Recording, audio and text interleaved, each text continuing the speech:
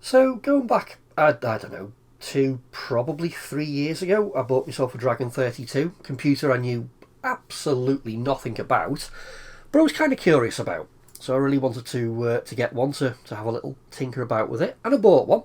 I bought a nice boxed example. It was sold to me as untested, but we went through it. I went through it on a video, and it did all work. It works beautifully, in fact. Did the video, played a couple of games on it, it went back in the box, and it's pretty much sat there ever since. It's one of those machines that I keep thinking to myself, do you know what, I'll have to go back and have another little go at this machine. I quite enjoyed it the last time I played it, and then I think, well, do you know what, the box is kind of at the back of all the shelving now, and oh, there's a Spectrum handy, I'll just grab that and play some games on that. So yeah, so for the last 3 years or so since I've had it, it's basically gone back in the box and not been touched. So what would be the right thing to do in that scenario? I did what I think was correct, and I went and bought a second one, and that's what you can see in front of you. So I'll have two of them. Yeah. This one, it didn't come in the box. In fact, it didn't come with any cables whatsoever. What you see is what I got. It was just the machine itself. And I'm looking at it through the viewfinder on the camera, and it looks a lot brighter and a lot cleaner than it actually is. Up close, this thing is absolutely filthy dirty. And it's quite yellowed. I mean, this should be a beige colour anyway, but this thing's really quite yellow. I think it's had a life, which is fine. The seller, they didn't go into too much detail about it, but they did say it doesn't work. And I don't mean it's untested. I mean, they specifically said it is faulty, it doesn't work. So that was a challenge I couldn't pass up. So I did what I usually do on everyone's favourite auction site, is I completely overpaid for something broken.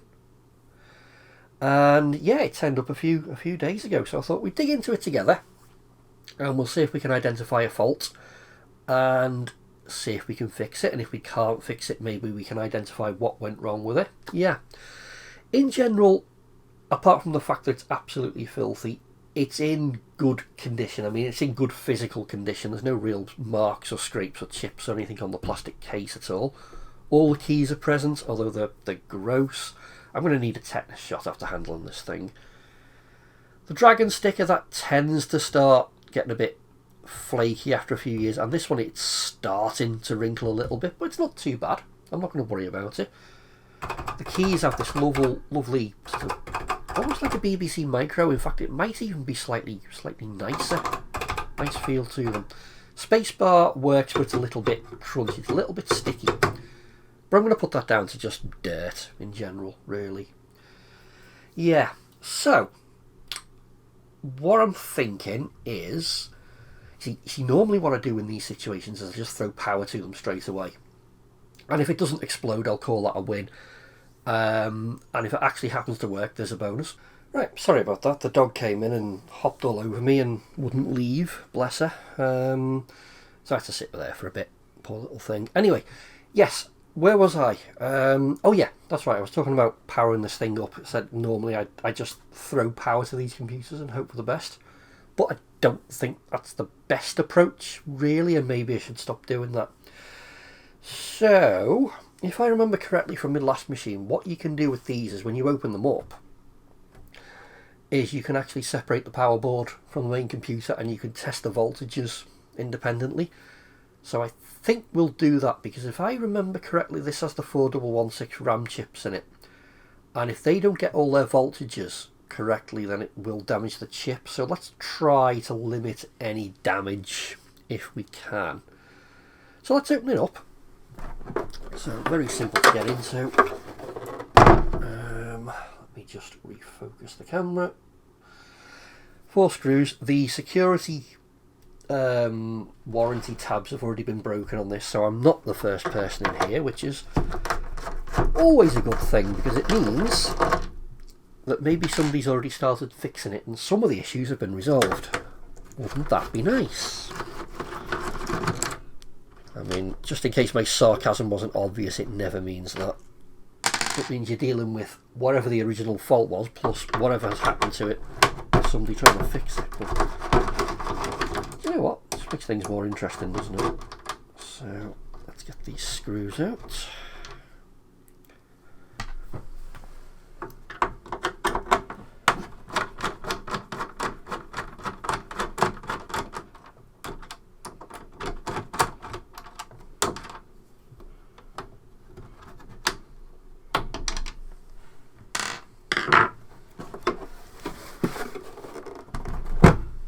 Cover just lifts off. There we go. Right. Let me pop you out the stand and we'll see what we can see. So that is the power board I was talking about at the back. And if we disconnect this cable here, then we can isolate the rest of the computer, and we can just test this bit first before, if that'll focus, before we apply power to the whole machine. It's a bit grotty in here. It's 40 years of dust, I suppose, so it's to be expected. Oh, now, what's that? See, my other computer, I should say, didn't have this. That looks like some sort of daughter board. Has it had some sort of expansion in the past? I don't know. What are those chips? Let me just get some glasses. Let's have a look. Okay, what have we got? MM5290N-4. Is that some sort of RAM chip? Has this had a memory expansion? Let me look that up and I'll come back to you. Okay, so some short Googling later. They are RAM chips. They are pin compatible, I believe, with the 4116 RAM chips, which I was expecting to find in this machine. And that daughter board is correct from the factory. This is how the early models came out, and this is an early model. I went down the rabbit hole a little bit with this one.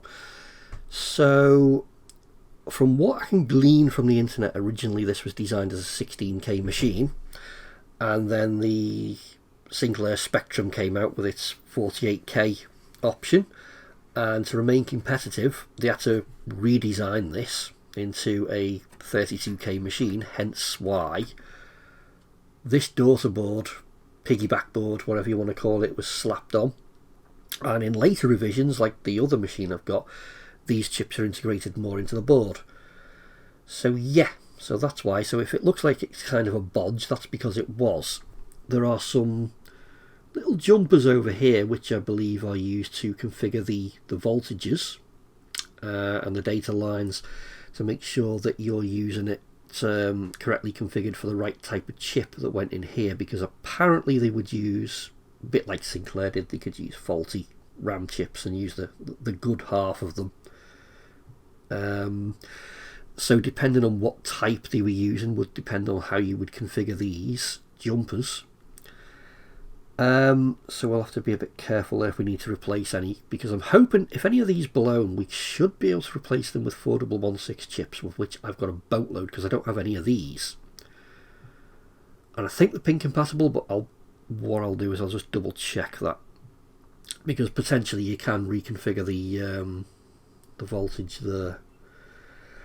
So, oh yeah, that was the other thing as well. I said this is an early model. I think it's a really early model as well, because I had a look at the serial number, and let me just, now I don't know how the serial number works, whether it's, you know, for everyone they made they would just increment that number, or whether the digits in a certain order mean, you know, month of manufacture, year of manufacture. I don't know, but let me show you what I've got. I have a serial number of 343. So potentially this was the 343rd machine made. And it came out of the Swansea factory. I believe they had two, so they had the Swansea factory and the Port Talbot factory, and the Swansea one was the original. Please do correct me if I'm wrong, I'm not 100% on this, I've just had a quick Google. And if they're just updating that serial number by one for every machine made, this is a very early machine. like essentially within the first week of manufacture. So there you go. I don't suppose it makes any difference to the functionality, but there you go. Was there anything else of note? I don't think so. I don't know what was on that. That's pretty corroded, right? Oh no, actually that's cleaning up. Let me get a brush. I thought this sticker was starting to fall apart, but maybe it's just a bit of debris. Have I got a little brush? Bear with me. Yeah, I do. Right.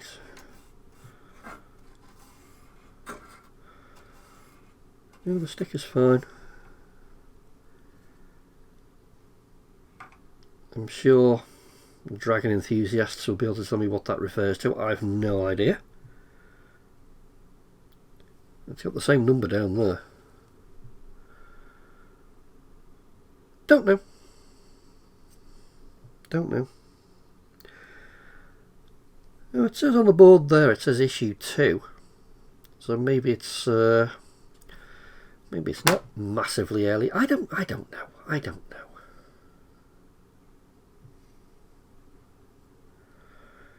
Yeah. Okay, I'll tell you what we'll do. We'll pop you back in the stand. We'll unplug this connector. I have a power supply for my other machine which should be compatible. Should be. We'll put power to the power board and we'll test the pins and we'll see what sort of voltage we're getting. And if they're correct, we know it's going to be safer to power up the rest of the machine. If that's not correct, then we know we've got work to do on the power board. I'm hoping this will just come out without any bother. Oh no, there it goes. Come on. Without flexing the board. That's not doing any damage. Come on. There you go. Right, so let's put power to the power board. And if nothing explodes, we'll take some voltages. Right. Weird connector for the power. What would you call that? A DB9 or a DE9? I suppose it really matters, does it? I think a DB9's a car, but yeah, whatever. So, power on switch. So the board's got power. Right, so I've just gone online to get a pin out diagram. So pin 1 should be 12 volts. And pin 4 should be ground. So let's just make sure we get that. So 1, 2, 4 should be ground. That should be 12 volts. And we're getting 11. I don't know if you'll see that on the camera. No, you can't see that on the camera. Let me just try. I am not getting a voltage for 12 volts. I was, but now I'm not. Let's just give that a bit of a...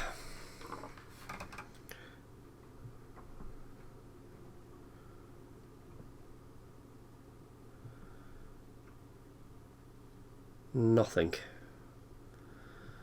Okay, what about 5 volts? Next pin along. Nothing. And minus 5 volts, nothing. Why am I not getting voltages? Is it the connector? Could be. Let's try that again.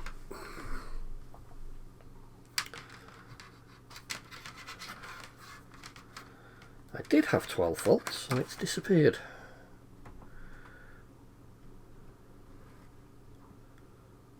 Ah, there we go. It was the connector. 11.95 on the 12 volt rail is probably close enough.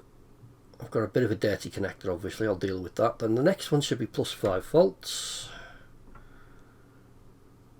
5.14, yep. And then I should have minus 5 volts.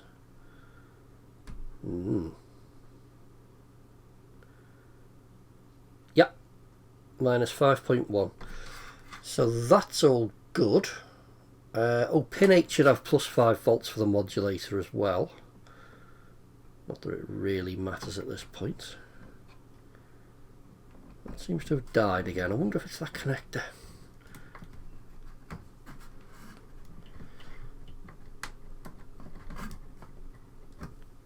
Maybe it needs to be plugged in. I don't know. Oh, yeah. Linked from pin 2 via mainboard, so it will be dead. So that's fine. That's normal. So 12 volts is good. 5 volts is good. Minus 5 volts is good. Okay, so the power board, although it can probably do with some fresh capacitors, is doing what it's supposed to do. So what we'll do is we'll turn that off. We'll unplug it and we'll probably just go for broke. Let's plug it all back in. Let's put a video cable on it. Let's just see what we get. So, power supply is plugged in. Switch is off. Mainboard is reconnected. I've hooked it up to the TV.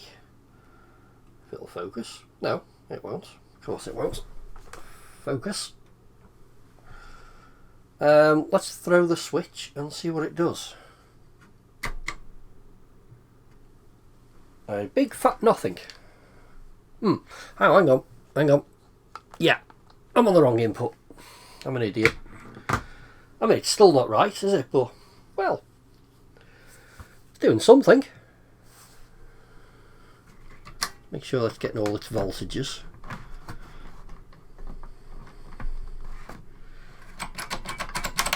We have to reset a couple of times and let's give it another go. Well, it's not completely dead, I suppose. So it's not terrible, but it's not right either. So yeah, more work to do. Okay, that's fine. That's fine. We know what we're dealing with now. So when the guy said it was faulty, he wasn't lying. Yeah. What we should get is a green screen with a prompt. I mean, it would have been very naive of me to expect to get that straight away. So yeah, this is going to be a repair project. It probably won't be in this video, because what I'm going to do now is I'm going to go through and I think I'm going to start ordering some parts. So I'll order the capacitors that I need. Those round chips, I mean, I'm wondering if my 411.6 diagnostic will test those, because they are pin compatible. It probably is worth a go. And if I can replace them with 411.6 chips, because it kind of looks like it might be a RAM error. Hard to say. Don't know. But there is a fault, so there's going to be a part 2 to this, and then probably a part 3, which will be the cleanup once we get it working, if we can get it working. Yeah, but I think I'll call it for this video. So we've had an overview of the machine itself. I'll turn that off actually, just in case I'm doing damage.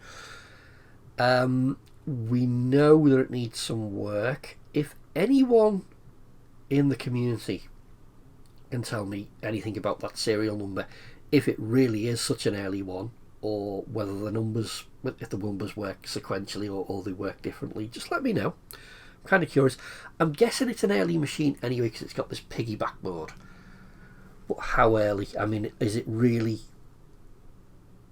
you know, 300 and, well, I forget what the number was, but within the first 300, well, within the first 400 of these ever being made? Because that's kind of interesting. Yeah, let me know. Anyway, if you made it this far, thanks very much. There'll be more coming on this machine. I don't know when.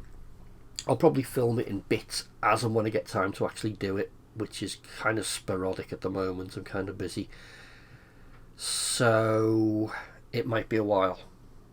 But yeah, but we'll crack on with this. It's a nice steady pace, and hopefully we'll get it working. But yeah, for this particular video, I think we're done. So thanks as always. It's been an absolute pleasure. Bye.